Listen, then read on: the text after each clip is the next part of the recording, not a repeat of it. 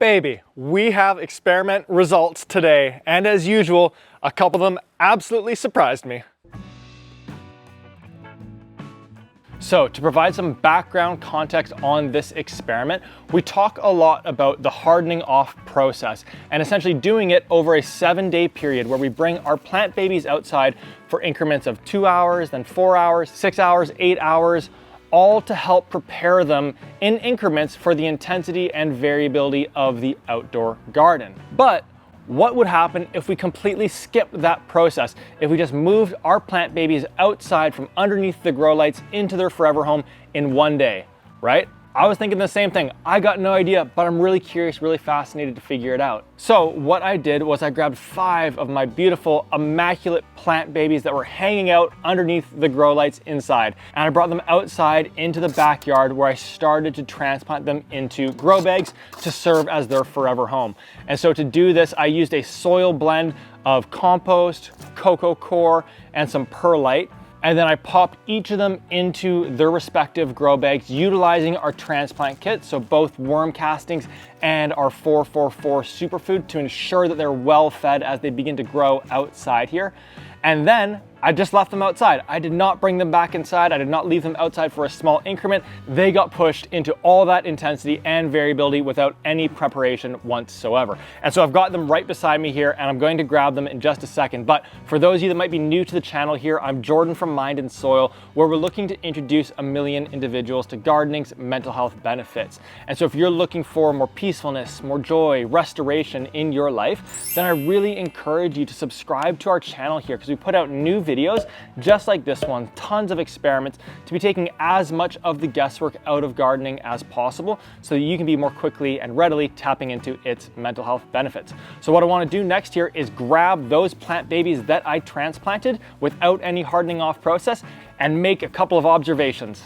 Alrighty, super fascinating. So starting with the good news, our cool weather crops are absolutely thriving. They are so happy. So the broccoli and the cabbage, they have both put out tons and tons of new growth. All the leaves look absolutely green, lush, full of life.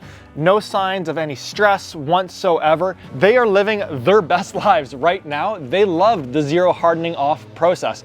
Now, on the other hand, the not so good news is that our warm weather crops are really struggling. So the squash has not just died, it has like completely disintegrated. I don't know where it has gone to, but it is gone, done, dusted. And the basil, it is really on like its final legs as well.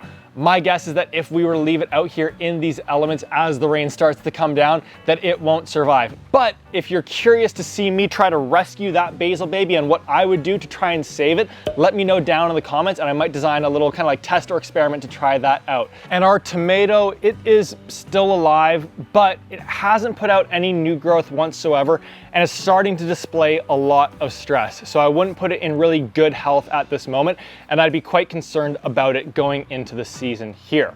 So there's a couple of observations that I want to make from this. And the first one is that the hardening off process absolutely does matter. As we can see here, I've effectively lost at least 2 of the 5 plants.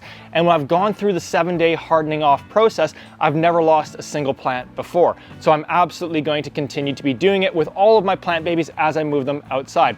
Now, the second observation that I wanted to make is that the timing of the hardening off process is also super important. And my realization from this experiment was that for the squash and the basil, the tomato, it was really just too early, too cold, not sunny enough yet for them to really be thriving. And so because of that, in subsequent seasons, I'm not gonna be rushing to get things out the door into the garden as much as I was this year. And I think this is something that a lot of us have kind of fallen into this year, where we were kind of racing the clock, trying to get things out there. And to be honest, I'm like a little bit relieved about this, and to not feel like I need to be racing the clock or rushing things out into the garden, but rather allowing myself to kind of tune into Mother Nature a little bit more and bring them out when the time is right on that front. So I'm really looking forward to that for next season.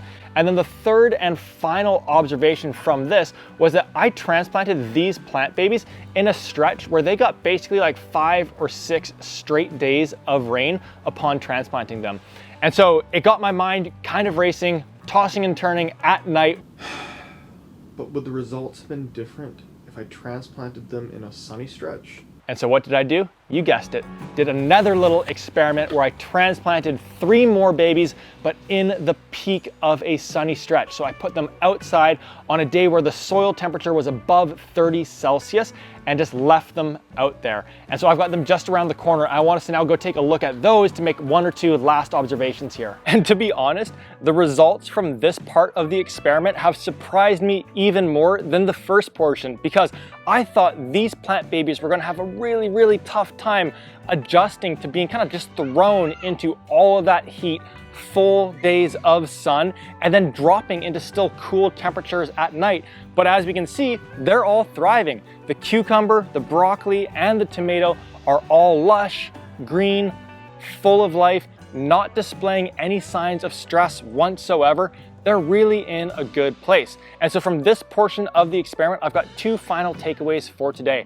And the first one is that hardening off process is going to vary for each and every one of us from season to season. It might be earlier in one season and later in a next.